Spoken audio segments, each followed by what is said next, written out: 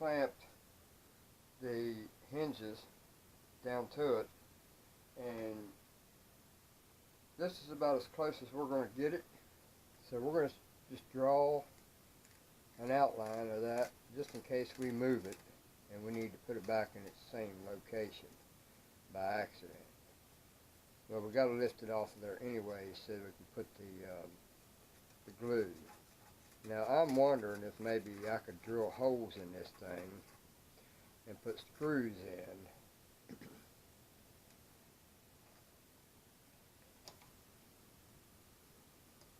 That would be the ticket, to be honest with you. But I'm afraid I'm going to break it, and I can't get no more of these tiles, so the risk is kind of important not to take if you can't replace it. So we're trying to figure out another option for doing this.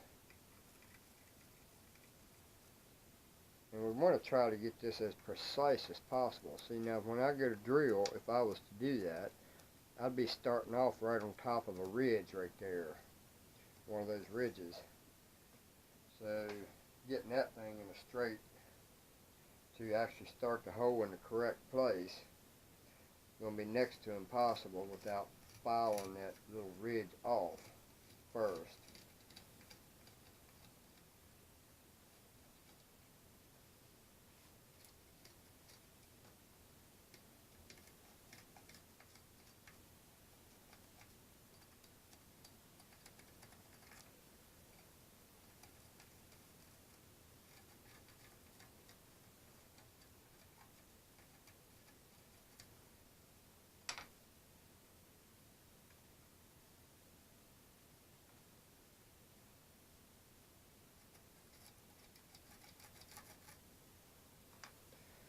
So now we're going to try to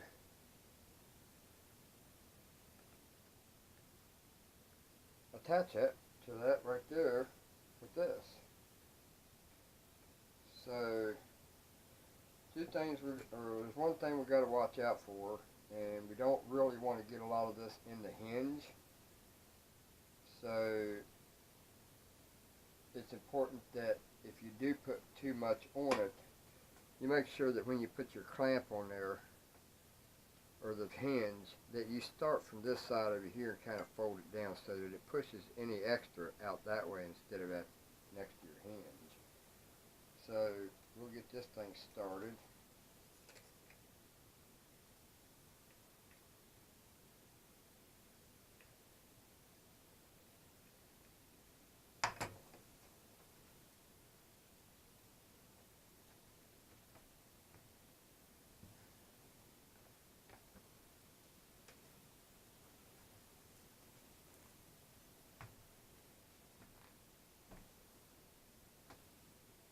So, before we start, I'd like to try to get one more hinge on this one over here so it pulls both sides down. I don't think this is going to be deep enough, but we'll find out. I'd like to have, oh yeah, it's deep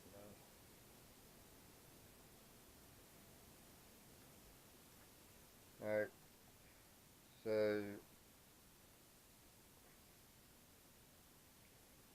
let's see if we can find a thinner one that will reach. But I don't think this one's going to reach. No. This one here don't reach either. So it's going to have to be this one. It's a little wide. It's going to go into the hole, and I kind of want that silicone to kind of come up in the hole and mushroom. And then I can flatten it off a little bit, and that'll act as like a rivet, silicone rivet. So we've got them where we want them. This one here we're going to move over here to the edge, same as this one.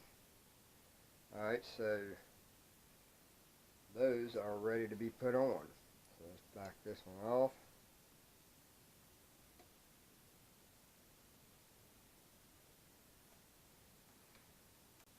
And let's see if we can't do this with minimal problems.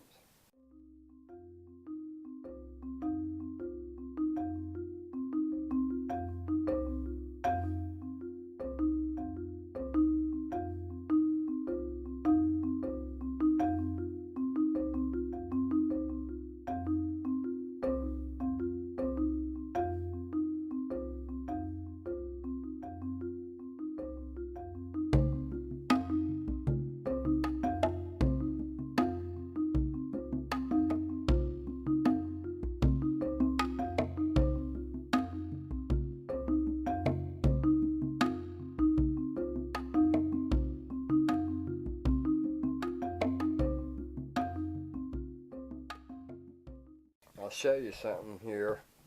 This here dried overnight and it's on there pretty solid, man. It's not coming off of there. Yeah, I think that glue's gonna work just fine. Now this is not one of them doors that you're gonna be manhandling. You know, you're just gonna want to lift it up, prop it. We're gonna put a prop in here too, so that when we open it, it's gonna have a hinged prop that goes down in here, probably closer to the middle, or maybe the outside. I don't know, probably the middle, because sometimes I need to dump water in it from the end, so I don't want nothing over here in the way of the bucket being able to pour it into the tank.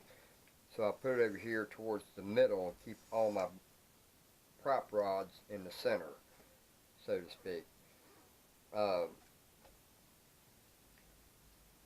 I was thinking about taking and putting another one of these on the back side of it in the place of that hinge and just make them lift off. But I think I'd rather them stay there, because then I ain't got to worry about finding a place to put them when I'm taking them off. I can just raise them up, prop them, and prop all three of them, and I think it'll make pretty nice lids. Now I thought about taking and cutting that off a little bit, because there's about an inch overhang. Well, it's actually an inch and a half. But I don't have a way to cut the tiles, so I'm going to have to just work with the length that they are. It kind of overlaps all the stuff in the back anyway, so it actually kind of helps to keep people from seeing all the workings in the back. So, you know, it's actually a benefit too, just the same as an eyesore. Just depends on how you look at it. But I think they'll make really nice lids. And I've got some felt stops to put on them. And those I'll put on the lid itself. I won't put them on this. So, till then. Just did a video on making these and putting them on, and the reason I wanted to put this stuff here on the corner here that comes down further is because of this gap right here. I can see light through that, and it bothers me. So to take care of that, I went ahead and made this so that it comes down past that, so that you can't see it from up here. So, but anyway, we put those on in the last video, and then we put these on this time.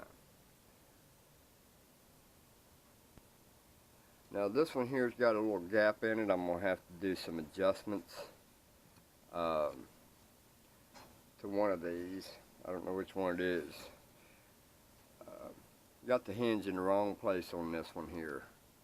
I've got a long gap right there. It gets wider as it goes back, so I can compensate for that by just putting a little shim behind this one here to kind of bring it that way a little bit. I mean, it's going to open this gap up a little bit, but we're not going to go very far. We're just going to use cardboard to do that. But anyway, we hinged it, and it'll go that far, and that's about it, and that's all we need it to go. And I still got to put my bumpers on it, so it's not so noisy when you drop the lid.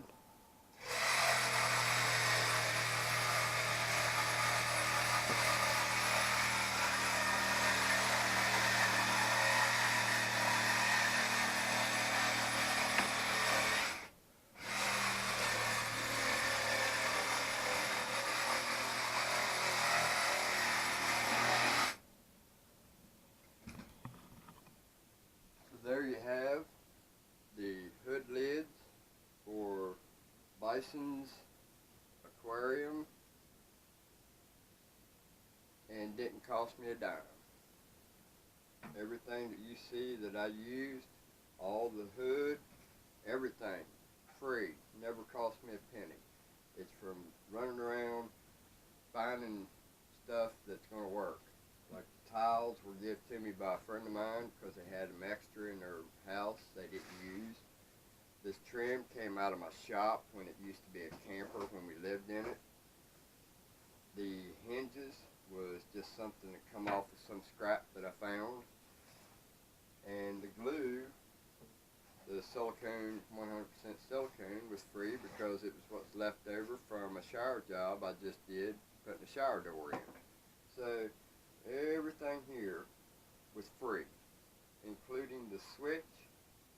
The only thing that wasn't free was the LED lights, and that was only because they were left over from a job that I'd done on my truck.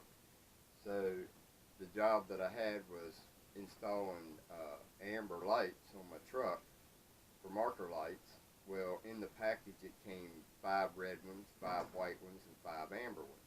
Well, I used all the amber ones and I didn't use all the white ones, so I had 10 extra lights that were white to run for my fish tank. So that's the only thing I paid for. And if you added it up, I'd probably be $5 into it. Rest of it's just ingenuity. So there's how you build a hood that looks really nice for your fish tank, and you ain't got to spend a penny. So this year's the only thing left that we got to put on is these corners and sides, and once we've done that, the hood is done, besides the props. So don't forget to like, comment, share, subscribe.